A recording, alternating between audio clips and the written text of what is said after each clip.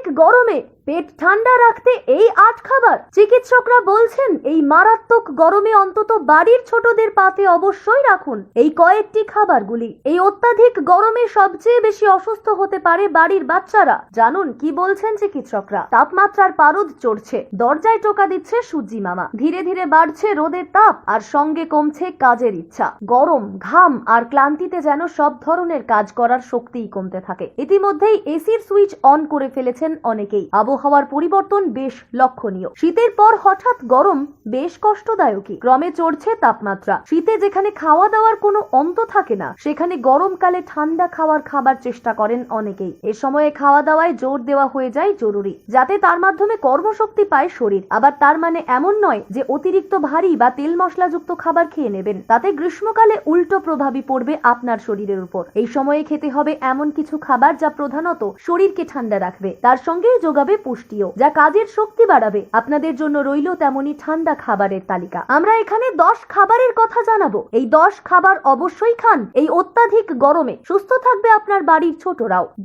দই শুধুমাত্র অন্ত্রের জন্য ভালো না, পেট ঠান্ডা করতেও কাজে লাগে, রক্তচাপ নিয়ন্ত্রণে সাহায্য করে। শুধু তাই নয়, হজম শক্তি বাড়ায়। দই খাওয়া হার্ট এবং ত্বকের জন্য খুবই ভালো। দই ভাত বা রায়তা হিসেবে খেতে মন্দ লাগে না, তবে অবশ্যই চেষ্টা করবেন বাড়িতে পাতা দই খেতে। দোকানের প্যাকেটে পাওয়া দই ভুলেও খাবেন না। এই দই খেলে উপকারের চেয়ে অপকারী বেশি হবে। বাড়িতে পাতুন টক দই, সেটাই খান বাড়ির সকলে এবং দিন বাচ্চাদেরও। লবণ চিনির জল বাড়িতে খুব সহজেই আর কম খরচে তৈরি করে নেওয়া যায় ইলেকট্রোলাইট। সাধারণভাবে 1 গ্লাস জলে 2 চামচ চিনি আর 1 চিমটি নুন দিয়ে আমরা ইলেকট্রোলাইট বা ওআরএস, ওরাল রিহাইড্রেশন সলিউশন, এটি তৈরি করে নিতে পারি। দুপুরে খান 2 থেকে 3 বার এই লবণ চিনির জল, থাকবেন সুস্থ। ডাবের জল, এই পানীয় দেহে জলের ঘাটতি দূর করে দেয়। আসলে গ্রীষ্মকালে ঘামের মাধ্যমে দেহ থেকে পটাশিয়াম, সোডিয়াম, ম্যাগনেসিয়াম বেরিয়ে যায়, এমনকি জলের ঘাটতিও তৈরি হয়। এই পরিস্থিতিতে শরীরকে সুস্থ রাখতে খেতে পারেন ডাবের জল। এতে রয়েছে এমন কিছু উপাদান যা জলের ঘাটতি পূরণ করার পাশাপাশি ইলেকট্রোলাইটসেরও ভারসাম্য ফেরায়। তাই গরমের তপ্ত বেলায় মুখে তুলে নিন ডাবের জল। লেবু, গরমে বাইরে থেকে ঘুরে এসে লেবুর জল বা শরবত দেওয়া হয়। অল্প মিষ্টি যোগ করলে বেশ ভালো খেতে লাগে। শরীর ঠান্ডা হওয়ার পাশাপাশি মেটাবলিজমও বাড়ায় আর তার সঙ্গে তাড়াতাড়ি খাবার হজম করতেও সাহায্য করে। পাকা কলা বেশ অনেকক্ষণ পেট ভর্তি রাখতে পারে এই ফল। রোজ যদি একটি করে পাকা কলা খেতে ভালো না লাগে, তবে একটু অন্যভাবে খাওয়ার চেষ্টা করতে পারেন। একটি কলা ছোট গোল গোল টুকরো করে নিন, তারপর অল্প সাদা তেলে তা ভেজে উপর দিয়ে ছড়িয়ে দিন নারকেল কোড়া আর লঙ্কা কুচি। বেশ অন্যরকম লাগবে খেতে, শরীর পুষ্টিও পাবে। শসা, শীত, গ্রীষ্ম, বর্ষা যে কোনো সময়েই শসা খাওয়া যায়। স্যালাড হিসেবেই প্রধানত শসা খেয়ে থাকে। শসা শরীর ঠান্ডা করার পাশাপাশি হজমেও কাজে লাগে। শসাতে খুবই কম ক্যালোরি আর ফ্যাট থাকে।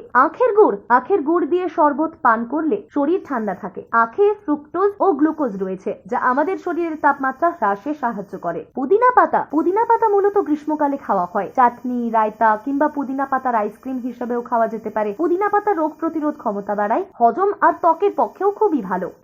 তরমুজের 95.5% জল, যা শরীর ঠান্ডা করতে সাহায্য করবে। আরও আছে ভিটামিন ও খনিজ লবণ, যা এই গরমে আপনাকে স্বস্তিও দেবে। তাই নিয়মিত খাদ্য তালিকায় এই সময়ে তরমুজ রাখতে পারেন। কাঁচা আমে প্রচুর পরিমাণে পটাশিয়াম থাকে। এছাড়া রয়েছে ভিটামিন সি ও ম্যাগনেসিয়াম, যা শরীর ঠান্ডা করতে সাহায্য করে।